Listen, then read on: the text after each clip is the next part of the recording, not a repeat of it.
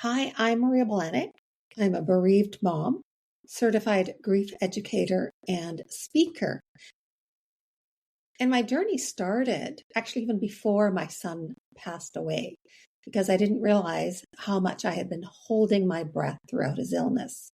And then when he did pass away, all of a sudden grief and loss entered my world, and no one told me how I was supposed to be. And with everyone saying, stop being stuck, when are you getting over it? I stayed 10 years in a blur where I functioned, but I wasn't totally present. And from there, I actually realized and came to recognize how grief is misunderstood, how there's this invisible weight that we carry, making us feel that we're wrong and that there's something wrong with us and we're not doing things right. And there's so much judgment in there. And because of that journey and my experience, this is the reason I walk with other bereaved parents in their journey, showcasing how love and loss live in one breath. And I thank you so much, Dr. Virga, for having me on your podcast and having a conversation with you. Yep, absolutely. So I wanted to maybe back up a little bit and if you wouldn't mind just, let's talk a little bit about, your background and then a little bit about your son just from the beginning. Okay. So realistically, from my background, I was in real estate ages ago for 26 Mm-hmm. years and had never contemplated that grief would be my lane. And I don't think anyone in the grief world ever experiences or ever thinks of, I'm going to be in the grief lane one day. For me, because of my son's illness, so my son was diagnosed at 16 with an incurable blood cancer. And that's a cancer journey where we had fear and hope living at the same time. Because for 11 years, there's lots of crises, there's treatments, there's hospital rooms. And that became my normal or our normal. And it's one of those things that you have this expectation that that's what it's going to be all the time.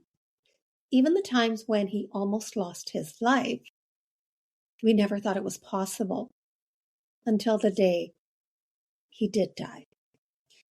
And then that shatters because that's not an expectation.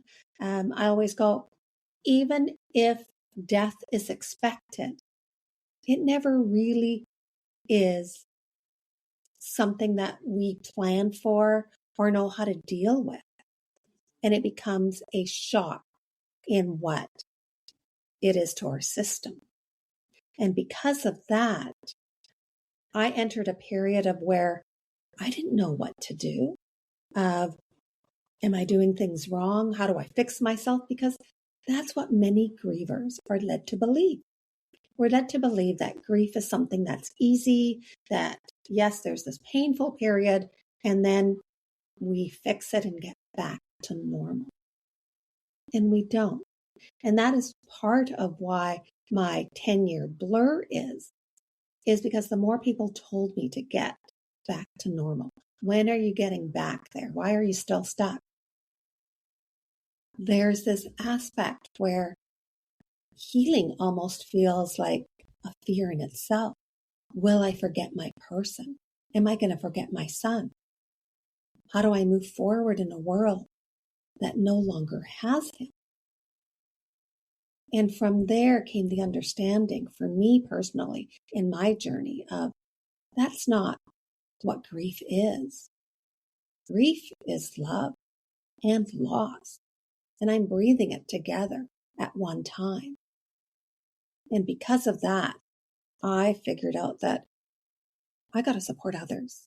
Because if I have it wrong, how many others are believing in the stages, are believing that they need to be fixed when we're not broken?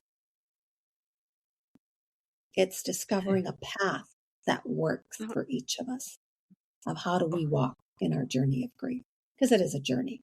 As a bereaved parent, I'm going to be a bereaved parent for the rest of my life. That's not going to change. I can now experience joy, experience laughter, and experience the possibility of what life holds for me. And still knowing that I will always miss my son. That doesn't change. I'm curious. You know, I'm not a mother. I think many people can relate to losing a loved one, but I think it's an entirely different um, type of loss, right? When it's a child. So I'm curious. I don't think it would be fair to ask you to describe it, but I'm curious as to, in that journey of your son battling cancer, you know, how was that when you start to contemplate, you know, there's this looming dark side of a possibility of something that could happen. That's always there, but that I find is sometimes much more in your face when it's an illness like cancer. So what was that like in holding on to that hope and hoping that he makes it through? What was that journey like for you guys? It's a roller coaster. I don't know if anybody likes roller coasters, but you have like those dips and ups. And the ups, of course, is when it's like, okay, things are working, everything's going to be fine. And then the dips are when a crisis happens. I never prepared for that. For me, and even for my son, the aspect that I did was how do we reframe it in the sense of let's deal with things as they are, not what's going to come up. And I believe that's what helped us be a little bit more, not so much in the moment, but in a sense of saying, I'm not going to worry about what's going to happen in cancer until it happens. And then when it happens, it basically feels like, okay, you're in it. And for me, it was more about how am I supporting my son rather than how am I dealing with it? And what I ended up figuring it out afterwards when he passed away is how much of the stress and the tension that I kept in my body.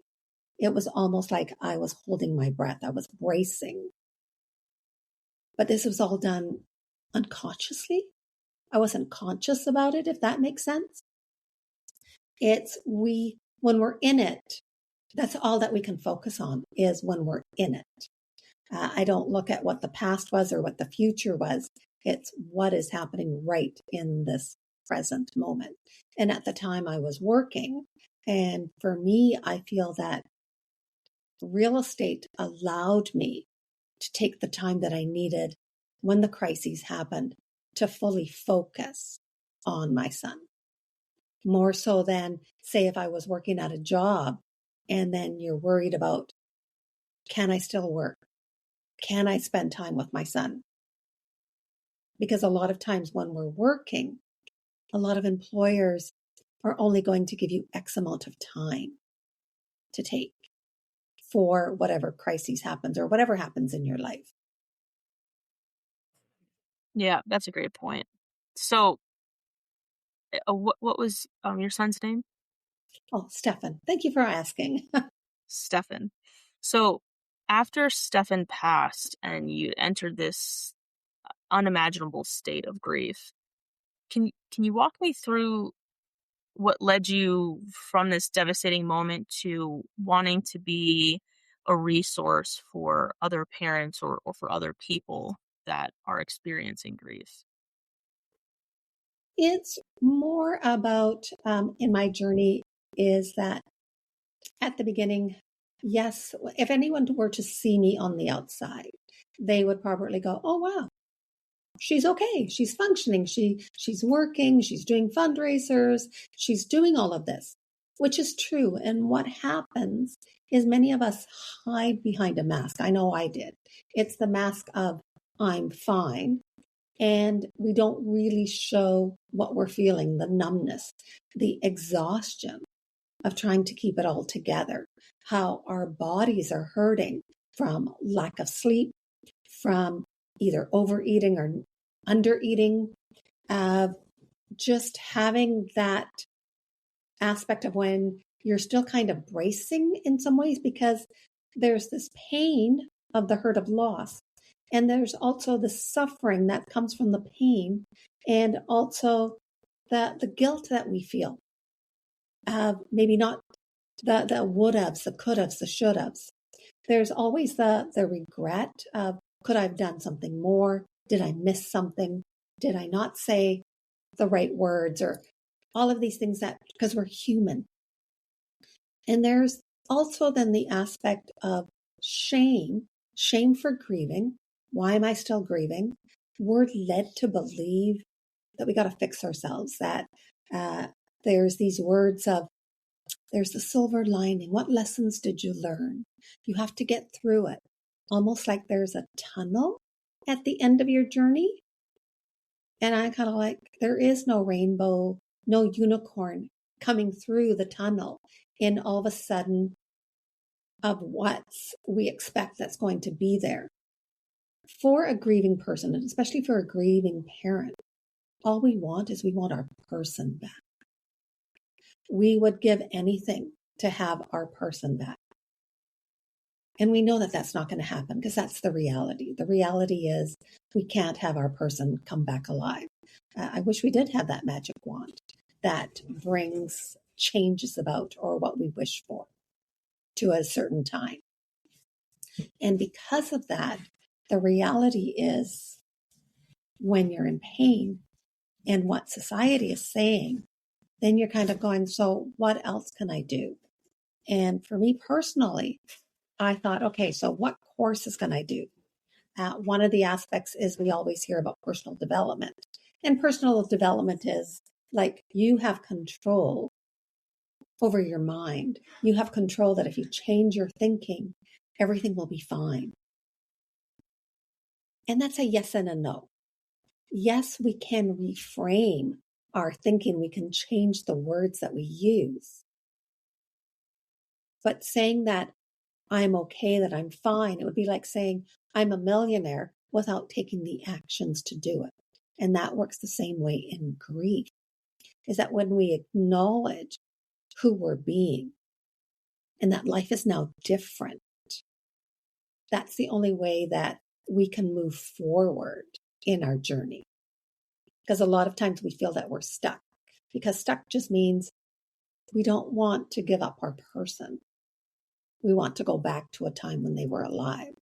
We don't want to live in a world that they're no longer here, if that makes sense. And it's, how do we live in a life now where they're no longer here? Can we laugh? I remember the first time that I laughed at something, and I can't remember for what. And someone went, "Oh, you're so much better now." And all of a sudden it felt like, oh, what have I done? I can't forget them. No, I got to be miserable. So it's that warring factor inside of ourselves. And for me to become that certified grief educator and supporting others is actually saying, it's okay to have that moment of laughter. It's okay to have that moment of sadness. They both coexist, and it doesn't mean anything. You can still miss your person. You can still miss your child and laugh at a memory, laugh at where you're doing right now, whatever you're enjoying. You can also be sad or angry, but all emotions are valid. Do you ever, I'm curious now, before you found a way to walk with grief rather than have it this thing that casts this shadow, did you find yourself talking about your son or bringing up memories? I'll remember the time, Stefan, you said, right, was his name? Yes, yeah, so true, Stefan. Um, Like remembering the time Stefan did this, or that reminds me when he took his first steps. Do you find yourself engaging more in those memories now than, initially while you were still, yeah. Yeah, I do now. Beforehand, it was really painful. Even looking at photos sometimes brought the tears. And that is Yeah. natural. I dislike using the word normal, because normal feels like, okay, there's a right and a wrong to something. Natural is what is natural for you.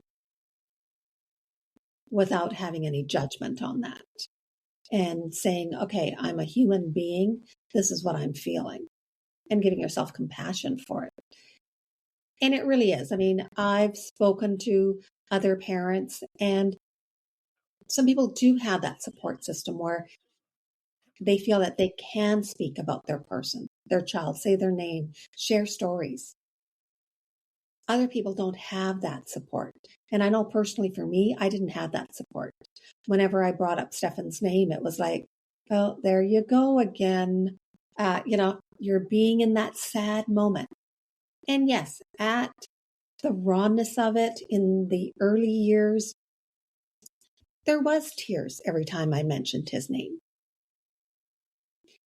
And grief, as I not so much adjust, and that's the incorrect word, as I grow as a person living in grief, so does my grief. And this is one of the reasons why I say walking with grief. When we see grief as a companion, I don't know if people know the Charlie Brown commercial, and I think there was that Linus where he always had the dust that kind of followed him. That, in some ways, is what grief is. It becomes that little dust that's always around us. And at times, then that dust becomes part of us. It's part of who we are. And we don't look at it as being different. It's a companion we didn't really ask for, but it becomes a companion that we walk with. Yeah. So in those early stages, when you're learning to walk with grief, at what point did it become clear to you that, maybe I should help others with dealing with this? So it was the point when one day I was looking at myself in the mirror and didn't recognize who I had become. And it was this fear that I had of the future. Is this what my life is going to be now? We've all seen those movies in the sense of we see, people walking by this house and go, don't go there. That's the scary person. Their child passed away and this is what's going to become of them. And that stayed in my mind. And I kind of went, oh my God, that's who I'm becoming. That's who I am. And it wasn't really a conscious aspect. It was more about, if this is how I'm feeling, if this is the way I feel that what's going to happen, again, it comes back to who else feels this way? Who else is believing all the myths about the stages, all the things that we are told that's going to happen in grief, rather than saying, okay, if we walk with grief, I can honor myself of who I am now because life is different. And I can honor my child, Stefan, and also for others, who your person is. Because really, that's what walking with grief is. It's honoring yourself and your person. And because of that, at the time, my son passed away in 2009. So today we have more awareness about grief. Back then we didn't.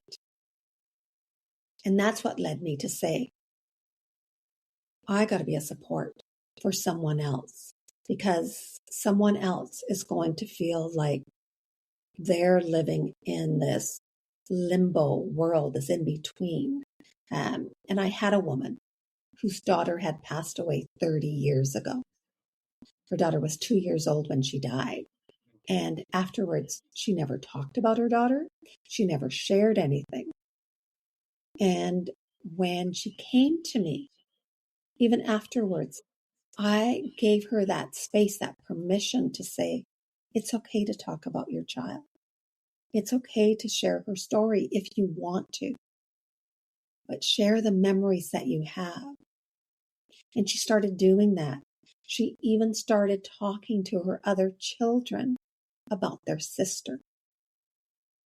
And all of a sudden she felt a lightness in herself that she hadn't felt in years.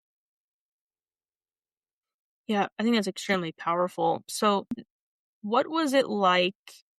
You have this idea to help others. What was that journey like to become that resource? So, like, you mentioned that you're a grief counselor. So what was it like essentially training to do that? And, I would find it incredibly difficult to talk to someone else about their grief without also maybe like crying with them. So how do you maintain this safe space while also preserving your own just preserving your own emotions and trying not to be someone else in the room who's crying. I'm a bit of an empath, so I find that would be incredibly difficult for me. But I'm Wow. curious what that process was like, and then how you actually are able to do that. Well, my certification is from David Kessler, who's a world-renowned trauma and grief specialist. And I also know, even for myself, you're right. I only took the certification when I knew that I was able to sit with someone else and allow their grief to be their grief. And I'm there witnessing their grief and supporting them. Because when I'm with someone, it's about them, not my grief. And so there's that separation. And I know I've had clients ask me that too. Ah, is my story making you sad?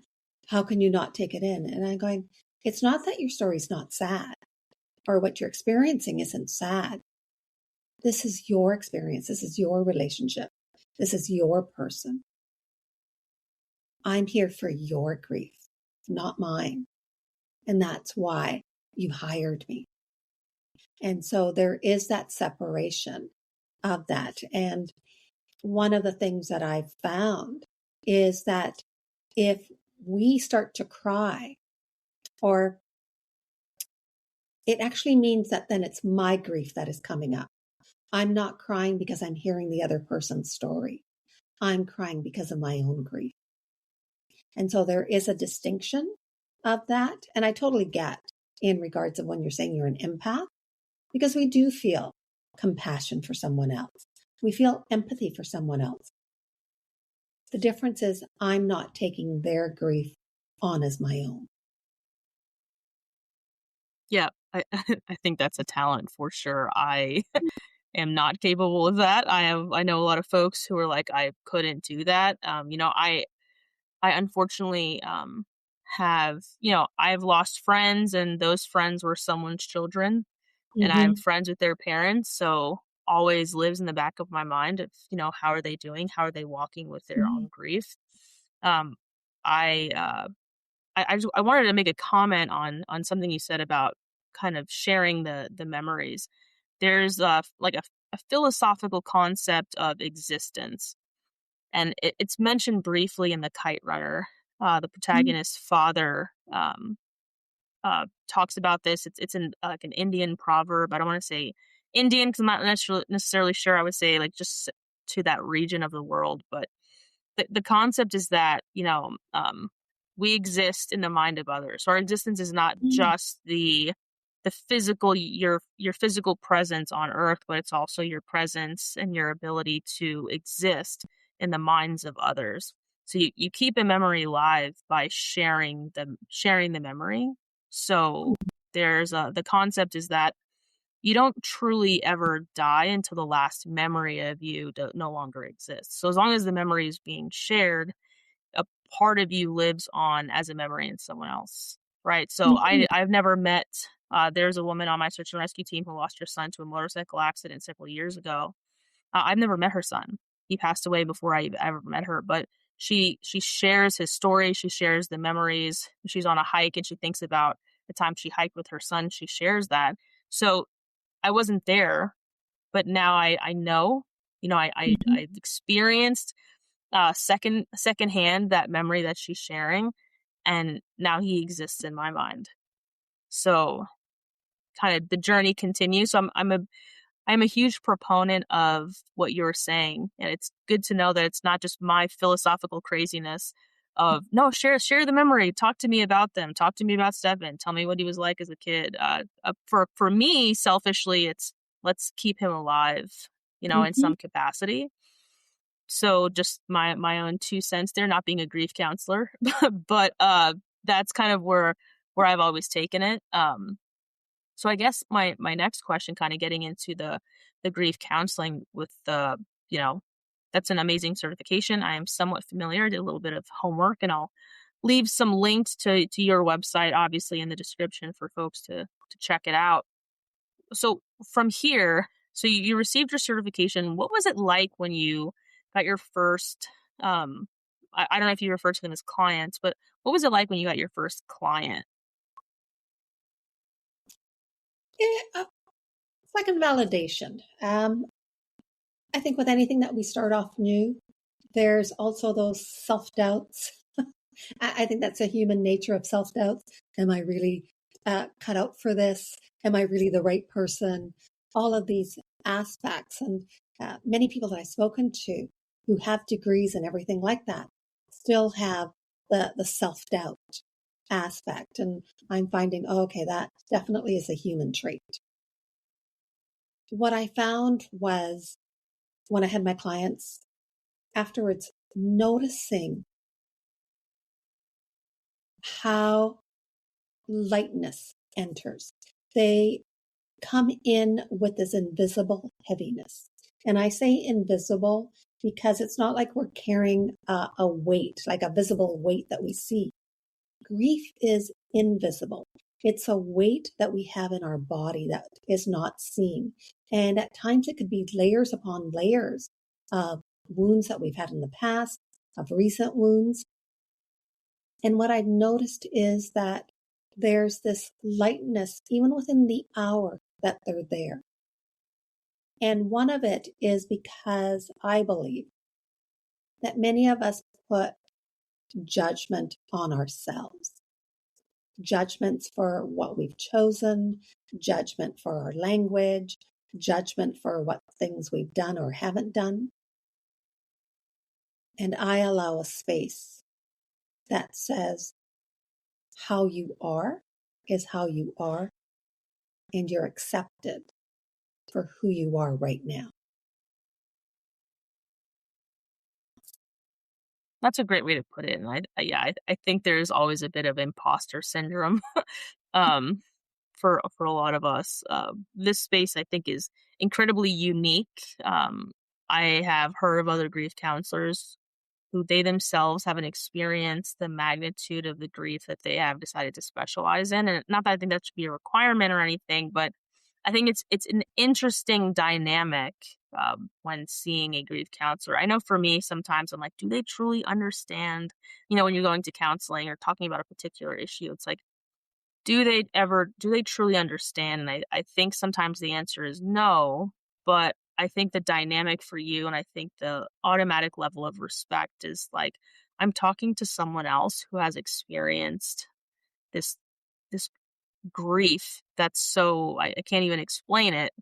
So there's like this underlying, like, okay, I'm comfortable. I feel like they understand me, that you bring to the table. That I think in my conversations with some other parents who have, I believe the term is bereaved parents, there was that sentiment, like, well, I mean, I could talk to them about it and I could talk to a counselor, but it's like no one's ever truly gonna understand. And I'm like, yeah, I know I don't.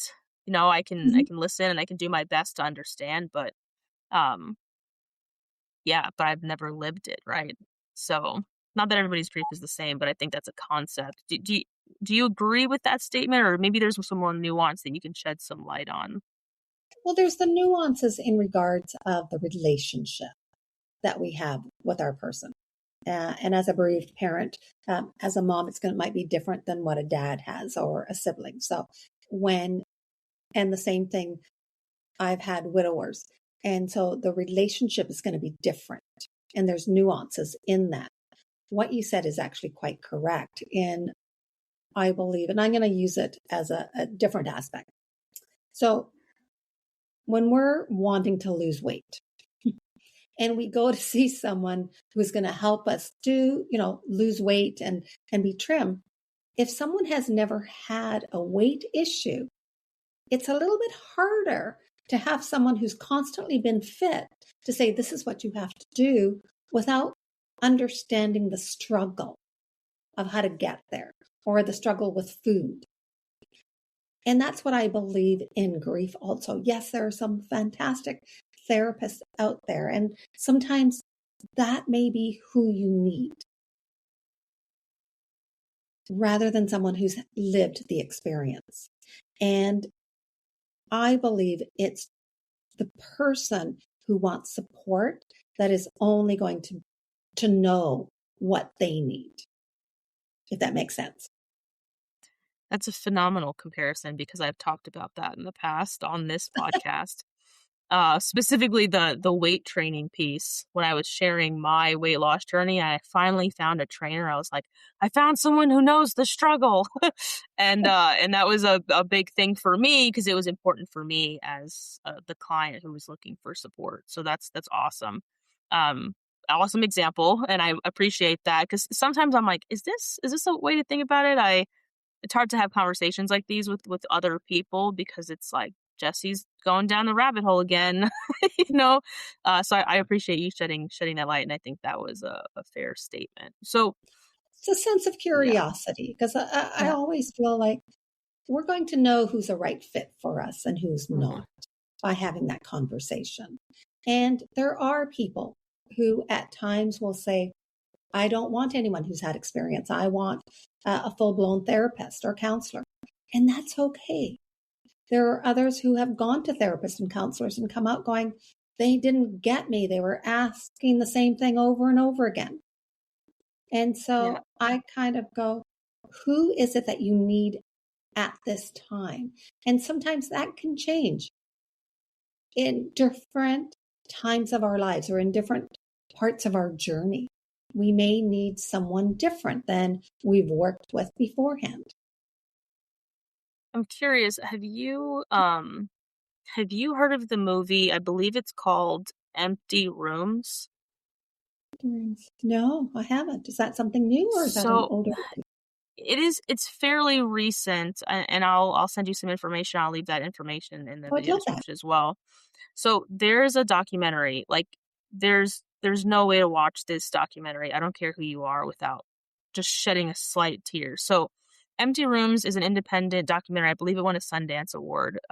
It was filmed, independent movie again. Essentially, I forget his name. He interviewed parents who lost their children to school shootings. And it went to all of their houses, and the empty room is the empty child's bedroom. And it kind of reviewed all of that. It was more so this impact that we never really consider is that absolutely terrible situation, absolutely horrible.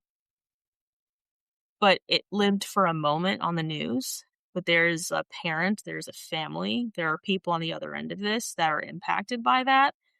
So the concept of empty room is like there are hundreds, probably more, of these empty rooms that exist in people's houses and families' houses for that loved one who's never going to return. And it's the preservation of their memory, especially being so young. It's extremely impactful, and I think it really sheds some light on a lot of the work and how important the work is that you're doing, because it really brings it down, right? Brings it down to earth, and it puts it right on your television screen. It's like these parents are dealing with something else, and this empty room concept is incredibly sad, but every time you hear of someone who has passed away, there is potentially a parent who is now living with that, walking with that grief. So for parents or for anybody who is experiencing grief and is looking for resources and support, or let me back up. What would you say, or how do you approach someone who maybe isn't ready for that level of support, but they are struggling with their grief? What advice would you provide someone who's like, I don't know if I want a grief counselor.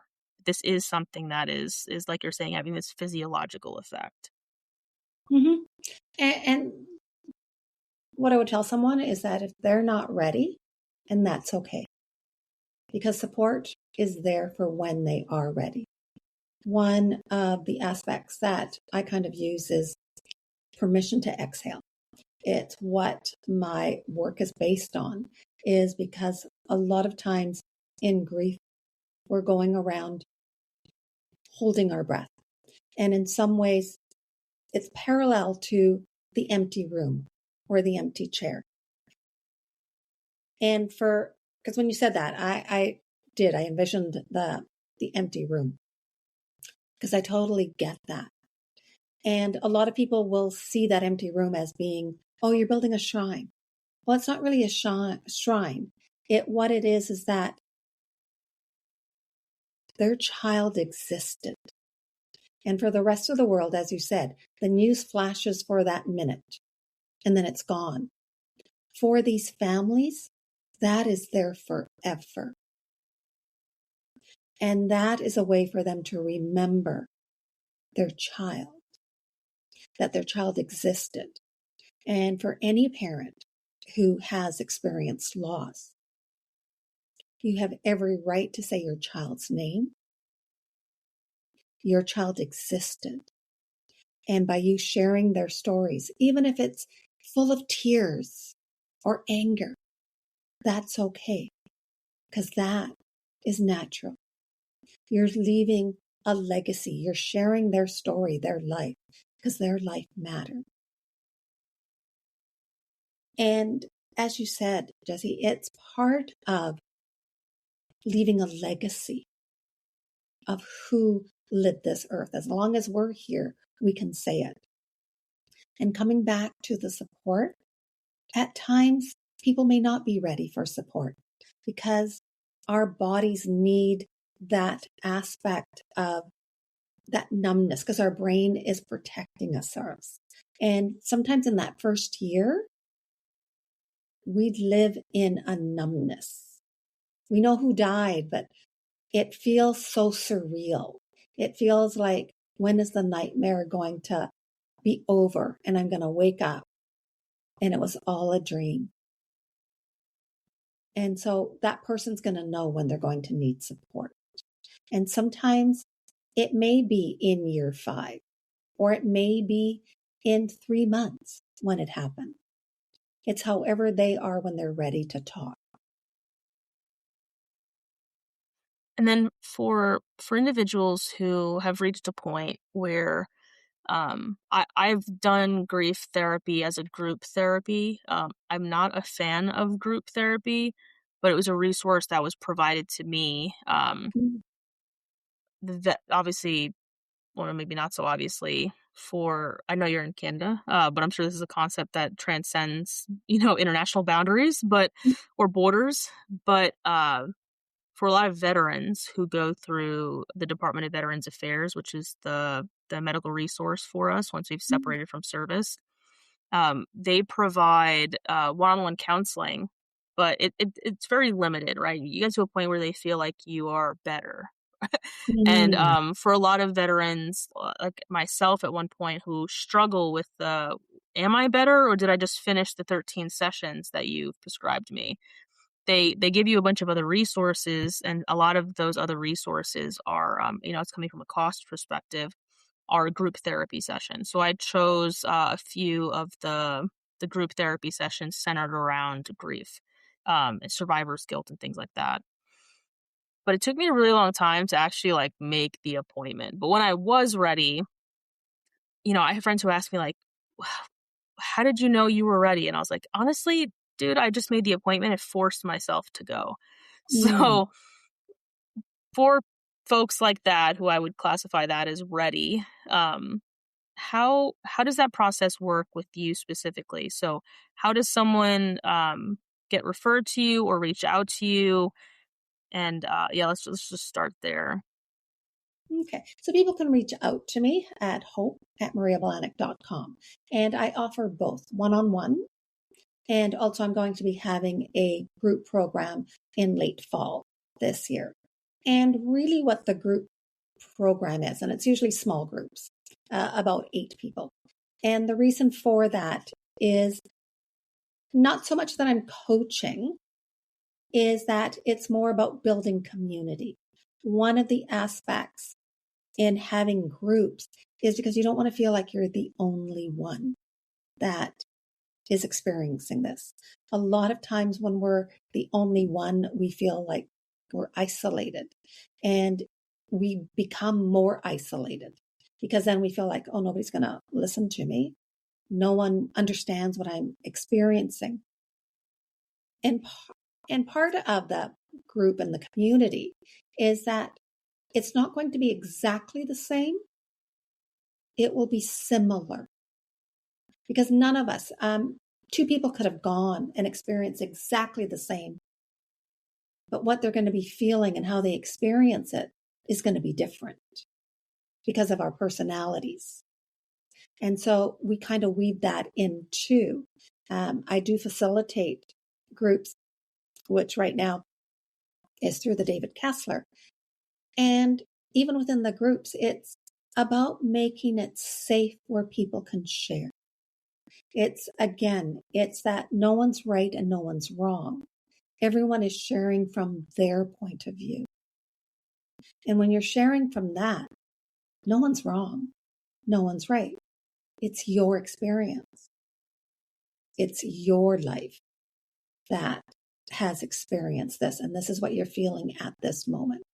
And I don't believe, as you say this word better, we don't get better. We carry it differently, if that makes sense. I prefer the words we carry. Yeah, no, absolutely. Yeah. Right? I Because agree. I'm thinking it's the same way where I've seen there's grief recovery. And I'm going, but recovering from what? How do we recover from trauma? We don't. Yeah. We learn how Yeah. to carry it differently. It's acknowledging it and knowing that it's there, and also discovering ways where we're not living in the pain and where we're not making ourselves suffer for what we've experienced. Yeah. Yeah, no, that's fair. I should also clarify my experience with group therapy was that sense of validation. Okay, I'm not the only one who's experiencing this. I was able to make a lot of friends. I would call them friends at this point, as part of that. I think the way the US healthcare system, specifically the veteran healthcare system, views things is that there was like a syllabus. And I Mm, didn't really, I mean, and that's fine. Like, I can understand having a treatment plan, but it felt more of like a syllabus. And then at the end of that, you're expected to pass the class. But there was no, like, what does passing the class mean? Is that, again, that better piece? And mm, what would have been slightly better, but I agree with how you frame it is like, for them from this giant institution is, okay, have you given me the tools that I need to manage this in a way that I can improve my overall quality of life without having, this, for lack of a better term, like depression, which I do prefer carrying it. I don't think that there's any way to fully encompass what a quote end result would be other than just walking with it, carrying it. So I really, really like that. Anybody from the VA who's listening, please write this down. Because yeah, I agree. So I think that's phenomenal. I think that's great. I also like the fact that it's a smaller group. I think I was in a mm. group size of 30. Ooh, It was that's just large. substantial. It was a classroom, Mhm, essentially. And then at one point it became like just this giant circle. And then we had individual circles. I understand that they're doing the best they can with the resources that they have. It all boils down to funding. Um, mhm. so yeah, I also wanted to kind of give you the opportunity because I know you've been interviewed before. Have is there anything that you would like to talk about that maybe you haven't really had the ability to talk about on other podcasts or other platforms? Well, actually, I have my own platform, Oh, that's right. right? That's right. Let's talk a little bit about that. Um, let's talk about a little bit about that because I think that's a phenomenal resource as well. Okay, so it is called Walking with Grief, and it's conversations either with myself or I have my guests that are bereaved parents. And what it showcases, the conversations, is how do we make grief a topic that is spoken about? Because Because a lot of times it's the same aspect. When you said you're a veteran, as a veteran, I'm going to kind of frame it back, is that a lot of times, unless you're surrounded with other veterans, is when you could share openly about your experience. Because other people will hear it and kind of go, okay, there they go again. And that's what we feel in the grief world, is that when you start sharing about grief or you use grief as a topic, most people will go, okay, yeah, can we talk about something different?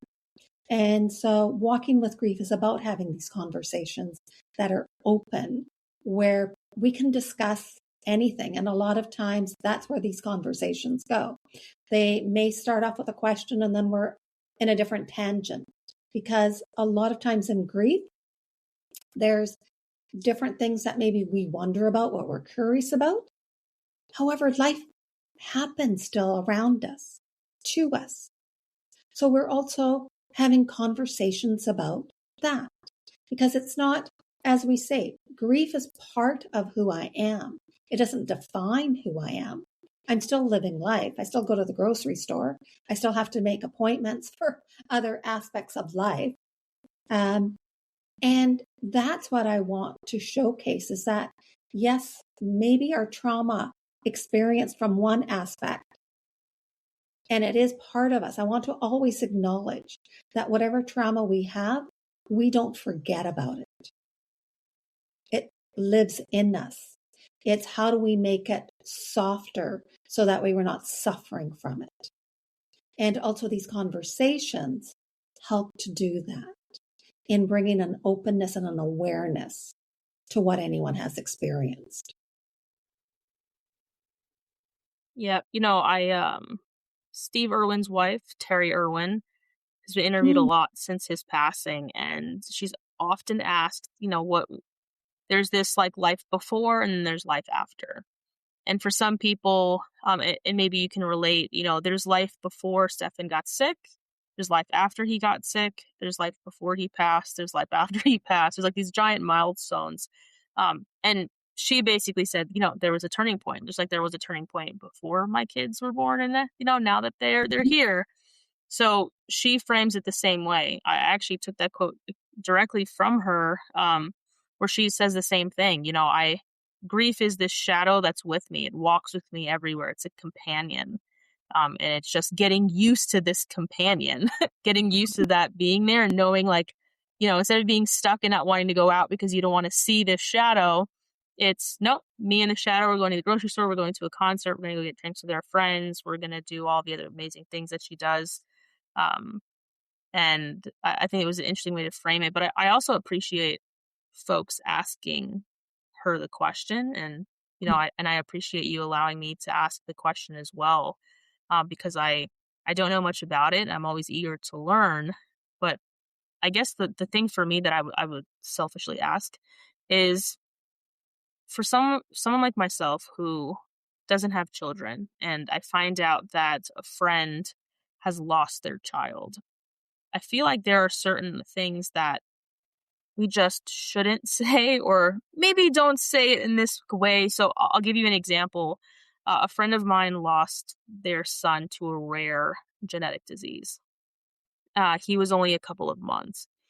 And the one thing that she immediately corrected me on, and I appreciated her more than ever for correcting me, was that, I picked her up to take her to lunch. I was like, hey, I thought I'd give you a little break. And she was like, give me a break? She was like, there's no such thing as a break. My son is in the hospital. And I was like, shit, yeah, you're right. I'm so sorry. And it was just thing that she just opened my eyes to the reality of her situation. But not a lot of people correct others, right? She's always been a very vocal person, so I expected nothing less from her. But for someone who is dealing with someone who, not dealing with someone, but who's trying to talk to someone who is experiencing this, what is your advice on how to approach or, talk about it with them, especially in those early stages? And that's a valid question, and really awesome that you're asking it. Thank you so much. And it really is. For people who want to support, sometimes the easiest thing is, I don't know what to say. I don't know what to do. I want to support you in any way that I can. And if that means I'm just going to sit with you in silence, then that's okay. Right? Because a lot of times grievers may not know what they need, which is fine. Sometimes you could bring boxes of tissue. Someone else had said that's one of the gifts that they had gotten because they were crying all the time. And someone, without saying, you're crying a lot, here, here's something that I brought to you that you may need, or things like that, or even bringing them food. But one of the things that I find is that everyone seems to be attentive to a griever at the beginning. Then months on or years later, when the person really needs support, no support is there. Sometimes just as quick, I'm thinking of you. You're in my thoughts. Or I was thinking of, and you name their child or their person. Something, I came across and this reminded me of you both. It's to show that you remember their person and them. One of the things that I always say is never say at least. Never start any sentence with at least. Or tell someone that their person is in a better place. Things like that. Or, Yeah. That's a really good point. Yeah. No, I lost a good friend of mine a few years ago. I still talk to her mom, and last I remember, I haven't brought it up in a while, but she's never visited her gravesite. It's too hard for her, but because I wanted, she passed away, and I was living in California, and she's in New York, so I asked her mom for some information so I could go visit her when I was back on the East Coast, and I asked her if she would, be willing to join me, and she was like, no. She's like, I haven't been able to do that. But what I for her in managing and walking with her grief is that she sees things that remind her of her daughter, and she shares those, but she's just not at the point where she can go visit her. I don't know. I find though sometimes, I respect that. But I find sometimes that there are people in our lives who try to push their version of healing. How would you, and not for the other way, I wouldn't ask about how the griever would deal with that, but how does someone recognize that? How would you recommend someone recognizes their prescription of healing? So, for example, let's say in that situation, I told her, you should really visit her, it'll really give you closure. If I said that to her, that's probably the last thing that she would want to hear. But I know her, and she probably just wouldn't say anything to me. So how do you recommend folks check themselves a little bit? You know what I mean? Yeah, and it's true. A lot of times we say things without thinking. I get that.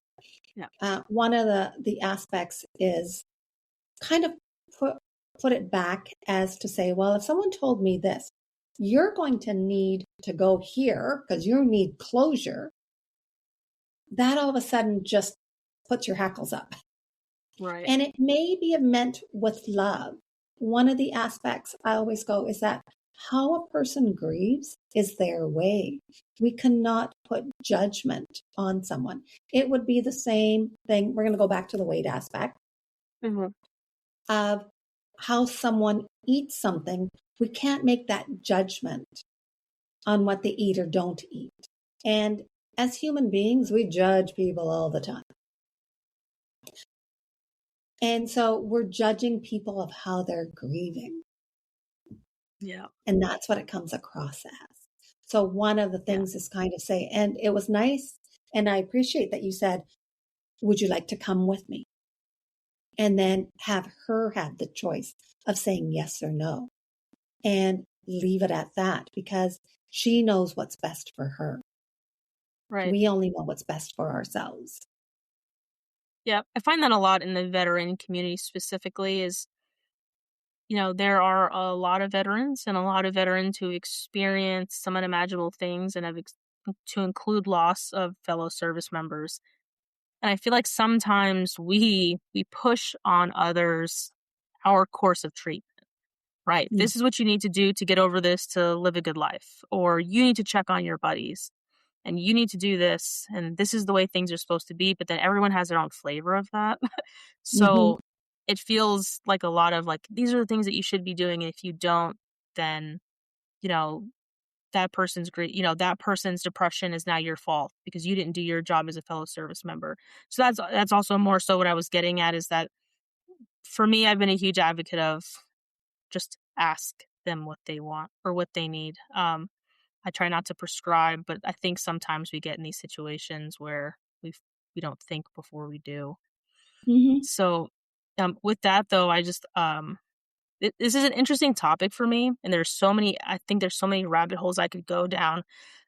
Specifically, like, is there anything? I'll kind of switch gears a little bit because my mind is going a million miles an hour.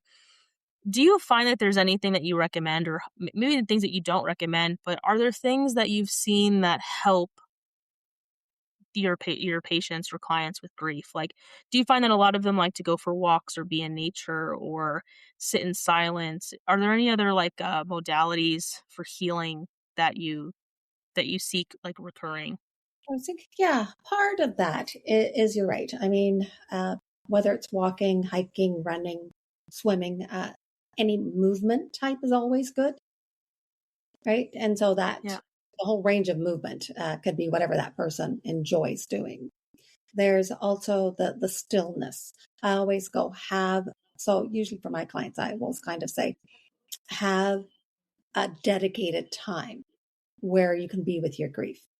And what that is that you set up a ritual of saying, okay, and you know when it starts and you know when it ends. Yeah. And so, and then, so that's your designated time. There's also journaling, like writing letters, journaling your thoughts. And I do have journals that I give out in the sense of here's some prompts. And all of them are about having a non-judgment feel to it. Because a lot of times we could get journals and all of a sudden it's like when you just ask the question, so how do you feel? Well, that's so open-ended that you're kind of like, what the are you telling me? Like, and I don't ever want to have someone feel like they have to journal. It's not. Sometimes it could be one line. Like, how are you feeling right this moment? And it could be, I feel like crap. Or Yeah. other times, it could be a whole slew. One of the things that I always recommend is don't read as you're writing because that Mm, stops the flow of what you're feeling in your heart and it takes you to your head. Because a yeah. lot of times our head and our hearts are battling. Yeah. It's interesting that you said that, and I'm trying to place where I saw this, but there was a woman whose son had either passed away or went missing years ago, 15, 20 years ago. And every Wednesday she writes him a letter, Mm, but not like I wish you were here, or just things that she would tell him if he was still here. Like if she picked up the phone and called him, she'd be like, "You'll never believe what Aunt Maureen did." The that sort of has helped her. I'm a big fan of journaling. I think pen to paper just clicked for humans, whether it was cave paintings or pen and ink. All of that seems to, there's some sort of wiring, this predisposition for a release that we have. So no, mhm. that's awesome. And then I think the last thing I wanted to ask you was a little bit more about types of grief. Is there, would you classify grief in any other way? I've seen things, and that's why I'm asking this, that there are like types of grief or levels of grief. There's these stages of grief, I think is actually how it's put. What's your opinion on that? Because it sounds like grief is grief. You can slice it and dice it however you want. Is that an accurate assumption? I personally believe there are no stages, and I ain't going. And actually, that's one of the conversations I'm going to be having with one of my guests because she believes in the stages, not in a linear way, but she does believe in them, and I don't. Where I find the nuances, I find grief is grief. There are nuances in, say, the type of grief, in the sense of if it's your spouse or partner who passed away, is going to be feeling different in the sense of the nuances when it's your child. And there's also nuances if your child is, I mean, I say child. Stefan died when he was 27. So to me, he's always my child. I always go, child is from nanosecond to 100 years. When you're a parent, it's always like that. There's going to be a difference whether someone died from death by suicide or addiction, or they were murdered. There's also a different nuance if your spouse or partner passed away when they were younger or if they were older. And so the relationship matters. One of the conversations I had with my guest was about genders. Do male and female grieve differently if you're a mom or you're a dad? Are there similarities? Are there differences? And to me, it always comes back to the relationship you had with your person and who your personality is. Those are the nuances of grief. You may feel anger.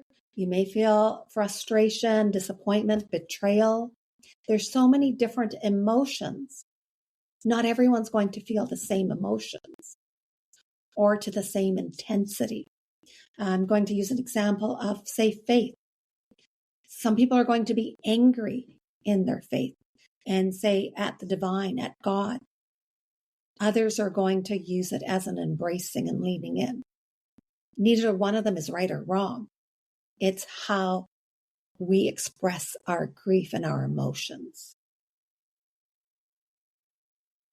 Oh, that's well put. I I always found the stages of grief. I'm like, what stage am I in today? Because I don't know. You know what I mean? Where's the rule book for this? So no, it's great to hear you say that. Because I always thought it was nuts. I'm like, you read all these blogs and medical journals and things like that, treatments that classify grief in these stages. Well, first you're going to go through this, and then you're going to go through this, and then you'll be out of grief. You finish the stages of grief. And I'm like, Mm-hmm. cool. What's the Well, ETA on the end of this? Yeah. Well, true. It comes back to the same thing as you said. When we're going through something and then someone goes, oh, you're better now. Well, better from what? Maybe I feel calm in this moment compared to what? Like an hour ago, that when maybe I was frustrated and angry. Yeah. And so sometimes the words we say, even to ourselves or to each other, really matter, because a lot of times what may work for you or land with you to someone else could be disrespectful. I just like the word healing for the longest of times, because it's kind of like, well, what am I healing? It's not a bone that's broken. And even when our bone heals, if it's broken and it's healed, it's never exactly the same as it was before it broke. Yeah. Well, that's yeah. I'm a friend of mine, friend Johnny. He passed away. He would always say that he was all messed up, and then he was put back together wrong, but the wrong was still a person. And after he passed away, we would joke about it. He would have these crazy analogies, and yeah, I I laugh. I love that analogy. It's like the Yeah, Japanese. There's that where they put the vases together and then they right. line it with gold. So you Oh, right. see the brokenness. Yeah, And there's the beauty in the brokenness, because even the brokenness allows light to enter. yeah, yeah. Exactly. Yeah, he was he he was a very he had a different viewpoint on things. He had an interesting way of looking at the world and at life. And yeah, that was one of the things that he would say all the time, and it cracked me up. It still does. But I wanted to ask a question before we wrap this up. First, is there anything else that you'd like to talk about before we wrap this up? And Well, then grief is my topic. yeah. And then I would ask, to end this on a light note, if you wouldn't mind sharing a funny or favorite memory you have of Stefan. Well, one of the things when he was a child, he always had, he was sassy when he was a little boy. And his younger brother was taller than he was. So my younger son has always been taller and larger. He had a bigger build. And whenever anyone would ask him about, oh, so you're the younger one? He goes, no, I'm older, but I'm smarter and cuter. Oh, he was sassy, huh? Yeah, That's yeah. that's funny. No, I just yeah, like I said, I think it's nice to share the memories, and I appreciate you for that. So again, it's been an absolute pleasure talking to you. Thank you for coming on. And if you wouldn't mind, what is your website? So my website is mariabelanic.com.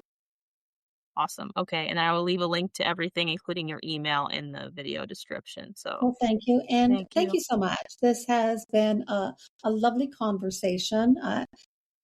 And of course, and I love how you're helping in the veterans area. And that is grief in what they've experienced. And to come back and have people sort of downplay the experience when you've been somewhere else.